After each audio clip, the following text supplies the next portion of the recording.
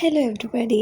ഇന്ന് ഞാൻ ഏറ്റവും സന്തോഷമായിട്ട് ചെയ്തൊരു കാര്യമാണ് കേട്ടോ ഇത് നമ്മുടെ നാട്ടിൽ പാർട്ടി പ്രവർത്തകർ ചേർന്ന് ചെയ്യുന്നൊരു സംഭവമാണ്. അതായത് ഇന്നത്തെ ദിവസം നമ്മൾ ചപ്പാത്തിയും കറിയാണ് ഒരു 5 ആൾക്കാർക്ക് വേണ്ടിയിട്ടുള്ള ഫുഡാണ് റെഡിയാക്കണത്. അപ്പോൾ നമ്മളിവിടെ 3 ചപ്പാത്തി ഇതൊരു പാക്കറ്റിലായിട്ടാണ് പാക്ക് ചെയ്തത്. അതിനുശേഷം ഉള്ളിയും തക്കാളി അരച്ചിട്ടുള്ള കറിയാണ് നമ്മൾ റെഡിയാക്കിയത്. സോ അങ്ങനെ ഓരോ പാക്കറ്റ് വീതം നമ്മൾ കറക്റ്റായിട്ട് അളന്നിട്ടാണ് എടുത്തത്. അങ്ങനെ 5 പാക്കറ്റ് ഈക്വലായിട്ട് നമ്മൾ റെഡിയാക്കിയിട്ടുണ്ട്.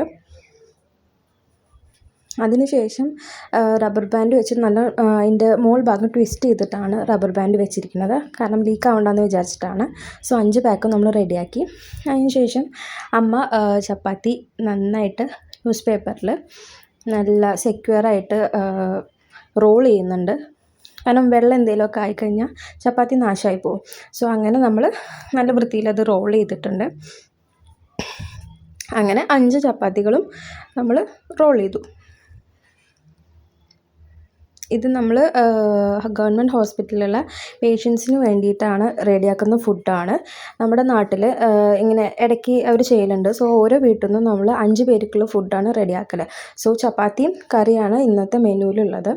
അപ്പോൾ ഞങ്ങൾ കറി എല്ലാതും സെപ്പറേറ്റ് ഈ ഒരു യെല്ലോ കവറിലാണ് ടൈ ചെയ്തത്. കാരണം ഇനി ലീക്ക് ആവണ്ടെന്ന് കരുതിയിട്ട്. അതിന് ശേഷമാണ് ഈ സെപ്പറേറ്റ്ലി റോൾ ചെയ്ത് വെച്ച് ചപ്പാത്തി ആ ഒരു പാക്കറ്റിൽ ഫില്ല് ചെയ്യുന്നുണ്ട്. അമ്മയ്ക്ക് ആകെ കൺഫ്യൂഷനായിപ്പോയി എങ്ങനെ വെക്കണം എന്നുള്ളത്. സോ ചപ്പാത്തി ഞാനാണ് റോൾ ചെയ്തത്. മെയിൻലി വീട്ടിലെ ചപ്പാത്തി മെഷീൻ ഞാനാണ്. അമ്മയ്ക്ക് ചപ്പാത്തി വരുത്താൻ ഭയങ്കര മടിയാണ്. സോ കറി അമ്മയാണ് ഉണ്ടാക്കിയത്, ചപ്പാത്തി ഞാനുമാണ് ഉണ്ടാക്കിയത്. സോ ഞങ്ങളതെല്ലാം പാക്ക് ചെയ്തു. എന്നിട്ട് ഒരു വലിയൊരു വൈറ്റ് കവറിൽ ചപ്പാത്തിയും കറിയും സെപ്പറേറ്റ് ആയിട്ട് ക്ലീൻ ചെയ്ത് ഫില്ല് ചെയ്തു. സോ അത്രേ ഉള്ളൂ. ടാറ്റ.